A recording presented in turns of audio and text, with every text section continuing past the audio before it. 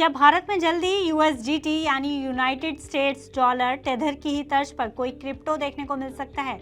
क्यों कुछ industry experts का मानना है कि जल्दी ही हमें क्रिप्टो से जुड़ा कोई बड़ा बदलाव देखने को मिल सकता है। क्या रुपी बैक्ड स्टेबल कॉइन हमें जल्द ही मार्केट में देखने को मिल सकता है? रुपी बैक्ड स्टेबल कॉइन और क्या है इससे जुड़े नए अपडेट्स जिसने पूरे क्रिप्टो मार्केट में उथल पुथल मचा रखी है।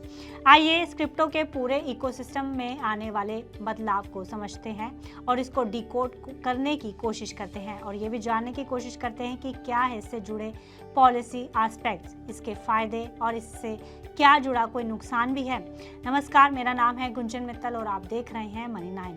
दरअसल इकोनॉमिक टाइम्स की एक रिपोर्ट के मुताबिक क्रिप्टो के कई इंडस्ट्री लीडर्स का ये मानना है कि जल्द ही यहाँ तक कि 3 महीनों के अंदर ही भारत में रुपया बैक्ड स्टेबल कॉइन आ सकता है।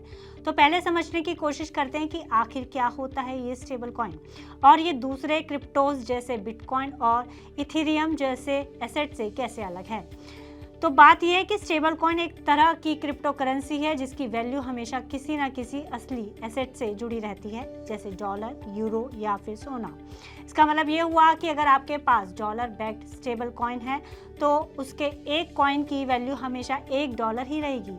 यही वजह है कि स्टेबल कॉइन का इस्तेमाल लेन देन और पैसों के ट्रांसफर में सबसे ज़्यादा बढ़ गया है। यहाँ तक कि कई देशों में इनका इस्तेमाल रेमिटेंस यानी विदेश से पैसे भेजने में भी किया जा रहा है। अमेरिका, जापान, सिंगापुर और फिलीपींस जैसे देशों में स्टेबल कॉइन का इस्तेमाल बड़े पैमाने पर हो रहा है और अब भारत में भी रुपी बैक्ड स्टेबल कॉइन की चर्चा तूल पकड़ रही है। खासकर जापान और फिलीपींस ने तो स्टेबल कॉइन्स को रेगुलेट करके सीधे रेमिटांसेस देने में यूज कर रहा है, यानी कोई अगर फिलीपींस से जापान पैसा भेजना चाहे तो स्टेबल कॉइन की मदद से वो काम कुछ सेकंड में हो सकता है। आप समझ पा रहे हैं कि आपको डॉलर या ऐसे किसी यूनिवर्सली एक्सेप्टेबल करेंसी की जरूरत नहीं पड़ रही है। यह इसके एक बड़े विकल्प के रूप में सामने आ रहा है। पर क्या भारत का मार्केट इस क्रिप्टो चेंज के लिए तैयार है? क्या हमारी सरकार इस चेंज के लिए तैयार है? और क्या हमारे पास इनफ टेक्नोलॉजी है? हम इस चेंज को फिजिबल और अटैक प्रूफ बना पाएंगे? और इससे भारत के एक आम नागरिक को क्या फायदा मिलेगा? क्या वो खुद को इससे कनेक्ट कर पाएगा? ऐसे ही कुछ सवालों पर क्रिप्टो एक्सपर्ट्स और इंडस्ट्री लीडर्स का क्या कहना है। अगर क्रिप्टो को इंडियन करेंसी से बैक कर दिया जाए तो हर ट्रांजैक्शन सेफ, फास्ट और ट्रेसेबल हो जाएगा, जिससे पैसों में धोखाधड़ी की संभावना काफी कम हो जाएगी। इसके अलावा ऐसे स्टेबल कॉइन की मदद से भारत के वो लोग जो कि आज तक भी डिजिटल बैंकिंग सिस्टम से बाहर हैं, वो भी क्रिप्टो के जरिए भारत के डिजिटल फाइनेंस मार्केट से आसानी से जुड़ सकते हैं। यानी क्रिप्टो जैसी टेक्नोलॉजी सिर्फ देश के एलिट लोगों तक ही सीमित नहीं रहेगी, बल्कि सुदूर गांव में रहने वाले किसी क्रिप्टो यूजर्स के लिए भी उतनी ही एक्सेसिबल होगी। अब हम समझने की कोशिश करते हैं कि अभी भारत में क्रिप्टो को लेकर क्या लॉ है। क्या भारत में क्रिप्टो में ट्रेड करना लीगल है? तो अभी भी भारत की सरकार क्रिप्टो को लेकर काफी स्पेक्टिकल है। यहाँ तक कि अभी क्रिप्टो को पूरी तरह से कानूनी मंजूरी नहीं मिल पाई है। सरकार बस इस पर टैक्स जरूर वसूल रही है। हर क्रिप्टो ट्रांजैक्शन पर 1% का TDS और मुनाफे पर 30% का कैपिटल गेन टैक्स दुनिया के सारे देश जिनमें क्रिप्टो में ट्रेड होता है वहां पर ये टैक्स सबसे महंगे टैक्स सिस्टम्स में गिना जाता है। और यही वजह है कि भारत में जो क्रिप्टो को लेकर इनिशियल बूम दिखा था वो थोड़ा ठंडा पड़ता हुआ दिख रहा है। अब अगर ऐसे में रुपी बैक्ड क्रिप्टो मार्केट में आता है तो शायद क्रिप्टो के लीगल होने का रास्ता भी खुल जाएगा और टैक्स में भी ठीक ठाक कटौती देखने को मिल सकती है।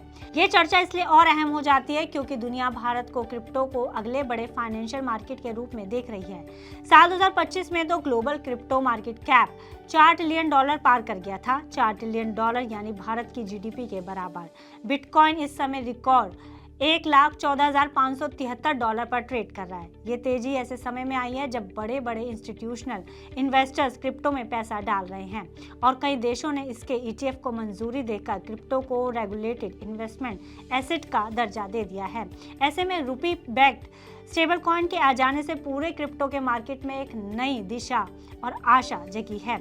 तो बड़ा सवाल ये उठ रहा है कि क्या भारत भी जल्द ही इस लहर का हिस्सा बन जाएगा? अगर हाँ, तो रुपी बैक्ड स्टेबल कॉइन ना सिर्फ डिजिटल पेमेंट्स की तस्वीर बदल देगा बल्कि एक आम आदमी के लिए भी क्रिप्टो से जुड़े फाइनेंशियल सिस्टम का दरवाजा खोल देगा। पर इसको लेकर सरकार का क्या रुख होगा? क्या इससे जुड़े ट्रांजैक्शंस को रुपए की तरह ही नॉर्मल टैक्स सिस्टम में फिट किया जाएगा या फिर उस पर लगने वाला 30% का टैक्स जस का तस बना रहेगा। और अगर ऐसा होता है तो जो लोग अब तक इससे काफी दूरी बनाए हुए थे, इस क्रिप्टो को लेकर बड़े सिस्टमैटिक चेंज को लेकर कितने सहज हो पाते हैं। पर हमें इस बात का ख्याल जरूर रखना चाहिए कि क्रिप्टो बहुत ही ज्यादा वॉलेटाइल एसेट है। ऐसे में अगर आप इन्वेस्टमेंट करें तो थोड़ा कॉशन और प्रॉपर रिसर्च के बगैर ना इन्वेस्ट करें। बाकी क्रिप्टो को लेकर बड़ा अपडेट जल्दी हमें देखने को मिल सकता है। ऐसी ही और इकोनॉमिक्स और फाइनेंस से जुड़ी खबरों के लिए देखते रहिए मनी 9।